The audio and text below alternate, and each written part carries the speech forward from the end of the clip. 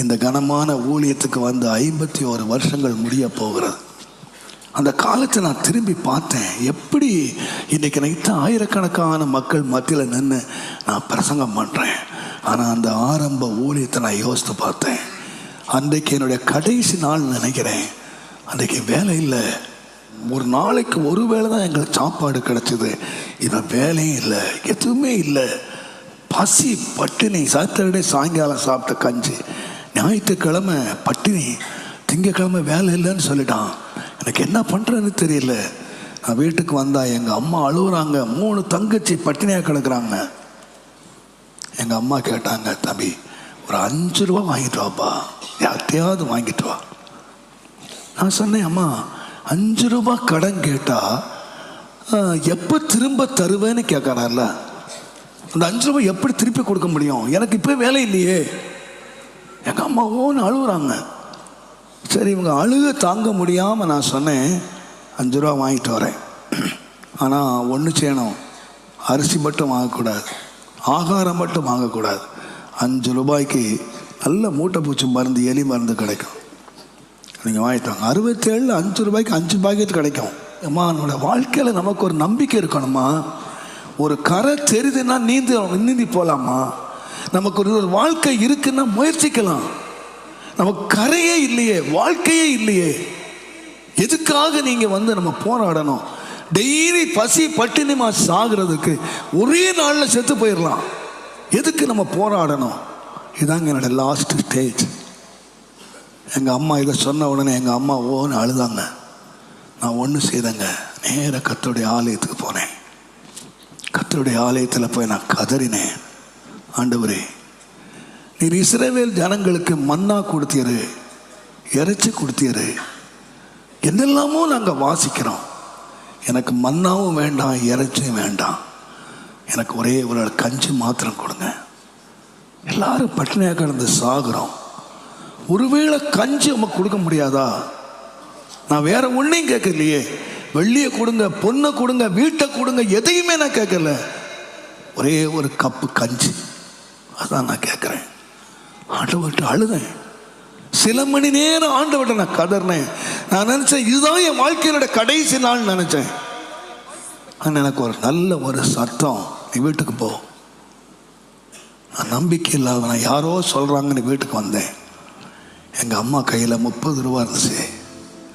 நான் கஞ்சி கேட்டேன். ஆண்டவர் 30 ரூபா எப்படி தந்தார்? அது ஒரு பெரிய ஸ்டோரி. எங்கள் அம்மா அந்த கதையை சொல்லிக்கிட்டு இருக்கும்போதே எனக்கு ஆண்டவர் சொன்ன ஒரே ஒரு வார்த்தை, யோவான் எழுதின சுவிசேஷம் 13ஆம் அதிகாரம் 7ஆம் வசனத்திலே சொல்லப்படுகிறது. எனக்கு இந்த வசனம் பைபிளில் இருக்குன்னே எனக்கு தெரியாது.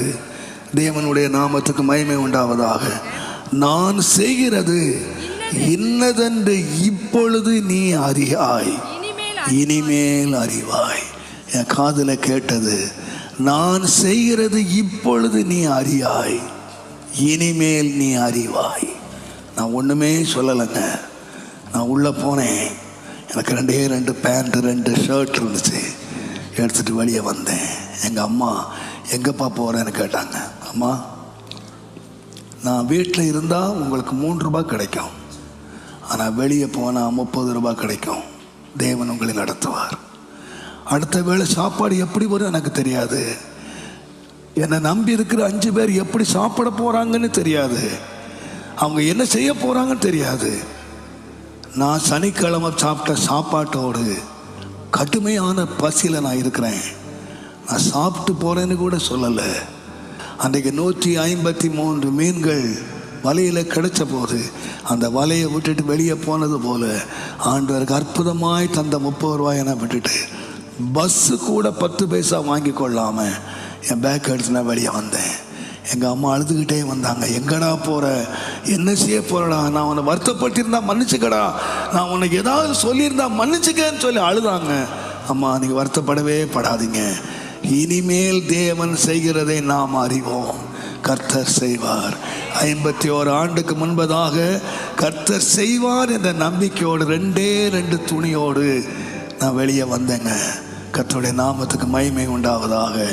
இன்றைக்கு கர்த்தர் என்னை கொண்டு வந்திருக்கிற நிலைமையை நான் பார்க்கும்போது கர்த்தர் எனக்கு தரிசனம் தரலங்க. இத்தனை ஆயிரக்கணக்கான மக்களை நான் தருவேன், இத்தனை பேரை நீ நடத்துவா, இவ்வளோ உலகத்தில் இவ்வளோ செழிப்பாய் இருப்பாய், இத்தனை பெரிய காரியங்களை நீ செய்வாய் என்று சொல்லி ஆண்டு எனக்கு தரிசனம் தரலங்க. ஆனால் ஆண்டோடைய வார்த்தையை நான் விசுவாசித்தேன். தேவன் எனக்கு இனி காரியங்களை செய்வார் என்று நான் விசுவாசித்தேன். நான் இதை நம்பவே இல்லைங்க. இது என் புத்திக்கு எட்டாதுங்க. உங்களுக்கு ஒரு வழி எப்படிங்க தெரியாது. என்னை ஒவ்வொரு நாளும் கதற பண்ணுகிறேன்னு தெரியுமா? தேவன் என் புத்தி கெட்டாத இதுவரைக்கும் செய்தார். ஆண்டவரே, என்னை இம்மட்டும் கொண்டு வந்ததற்கு நான் ஏமாத்திரம், என் வீடு ஏமாத்திரம். ஆனால் இதோடு நிறுத்திட போறதில்லை ஆண்டவரே. என் வீட்டை குறித்து வெகு தூரத்து காலத்து செய்தியை தேவன் எனக்காக வைத்திருக்கிறார். நான் எதையுமே நான் காணலைங்க, நான் எதையுமே தரிசிக்கலைங்க. பட் ஐ பிலீவ் என் தேவன் உயிரோடு இருக்கிறார். என் தேவன் உயிரோடு இருக்கிறார். நீ அவிசுவாசியாயிராதே. ஃபெய்த், என்னை விசுவாசி. இன்றைக்கு நீ எந்த நம்பிக்கை, வாழ்க்கையே நம்பிக்கை வந்திருக்கலாம். நம்பிக்கையின் தேவன் உனக்கு முன்னாக நின்று கொண்டிருக்கிறார். தேவன் யார் முன்னாலே வந்தார் தெரியுமா? நான் இயேசுவின் நாமத்திலே தாழ்மையா சொல்லுவேன். பயத்தோடு நின்ற மக்கள் மத்தியிலே, முகத்தோடு நிற்கிற மக்கள் மத்தியிலே, நம்பிக்கை இழந்த மக்கள் மத்தியிலே தேவன் என்றார்.